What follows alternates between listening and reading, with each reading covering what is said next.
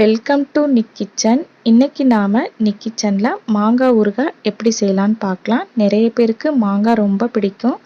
மாங்காய் ஊறுகாய் அதை விட ரொம்ப பிடிக்கும். ஊறுகாய் போட ஆசைப்பட்டு நிறைய பேர் ஊறுகாய் போடுவாங்க. ஆனால் கெட்டு போயிடும். இது மாம்பழ சீசன். இந்த மாம்பழ சீசன்ல மாங்காய் மலிவாக கிடைக்கும். இந்த சீசன்ல மாங்காய் ஊறுகாய் எப்படி கெட்டு போகாமல் செய்யலான்னு பார்க்கலாம். இதில் இருக்க மாதிரி நீங்கள் மாங்காய் ஊறுகாய் போட்டிங்கன்னா 1 வருஷம் ஆனாலும் கெடாது. புதுசாக செய்கிறவங்க கூட இதை ஈஸியாக செய்யலாம். எப்படி செய்யலான்னு இந்த வீடியோவில் பார்க்கலாம். இதுக்கு நான் கிளிமூக்கு மாங்காய் எடுத்திருக்கேன். இதை நீங்கள் மீடியம் சைஸாக கட் பண்ணி எடுத்துக்கோங்க. நீங்கள் பெருசாக கட் பண்ணி எடுக்கணுனாலும் எடுத்துக்கலாம். நான் மீடியம் சைஸாக இந்த மாதிரி கட் பண்ணி எடுத்திருக்கேன். மாங்காவை நல்லா கழுவிட்டு தொடச்சிடணும். அதுக்கப்புறமா இந்த மாதிரி கட் பண்ணி எடுத்துக்கோங்க. இதை 1 மணி நேரம் வெயிலில் காய வச்சு எடுத்துக்கோங்க.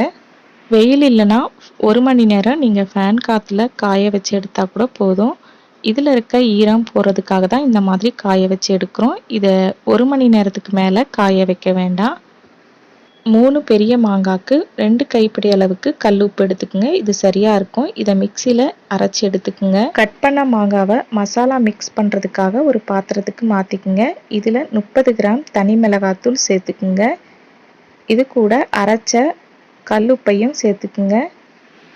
அடுத்ததாக 200 ml நல்லெண்ணெய் எடுத்துக்குங்க. எதையுமே நம்ம அடுப்பில் வறுத்து காய்ச்சிலாம் இதில் சேர்க்க போகிறதில்ல. நம்ம அப்படியே தான் சேர்க்க போகிறோம்.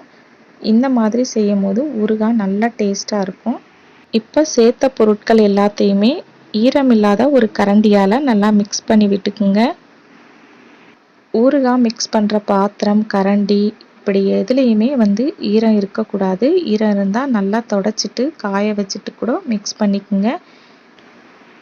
எதுலேயுமே ஈரம் இல்லாமல் நம்ம ஊறுகாய் ரெடி பண்ணும் போது 2 வருஷம் ஆனாலும் இந்த ஊறுகாய் கெடாது. ஊற ஊற நல்லா டேஸ்ட்டாக இருக்கும். அடுத்ததாக இதில் நான் 30 கிராம் கடுகு எடுத்திருக்கேன். இந்த கடுகை நம்ம வறுக்காமல் தான் மிக்சியில் சேர்க்க போகிறோம். மிக்சி ஜாரையுமே நல்லா தொடச்சி எடுத்துக்குங்க. அதுக்கப்புறமா சேர்த்துக்குங்க. இது கூட நான் 1.5 ஸ்பூன் வெந்தயம் சேர்த்துருக்கேன்.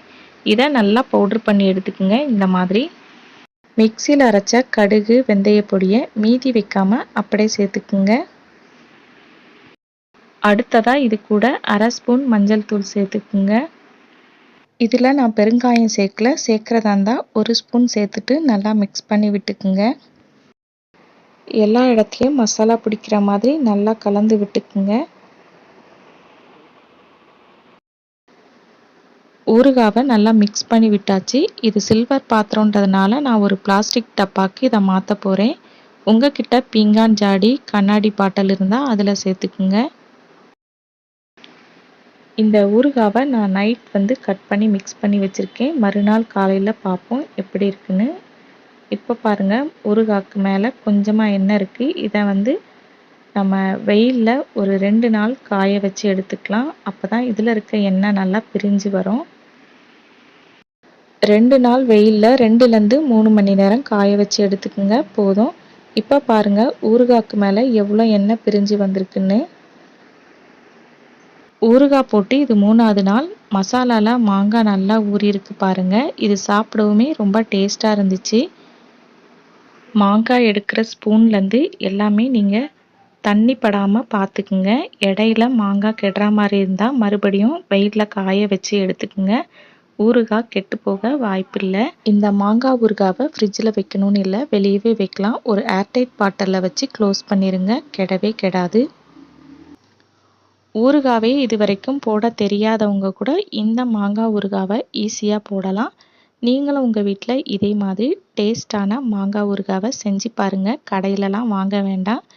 நிக் கிச்சன் வீடியோ உங்களுக்கு பிடிச்சிருந்தா லைக் பண்ணுங்கள், ஷேர் பண்ணுங்கள், மறக்காமல் சப்ஸ்கிரைப் பண்ணுங்கள். பக்கத்தில் இருக்க பெல் ஐகானை கிளிக் பண்ணிக்கோங்க.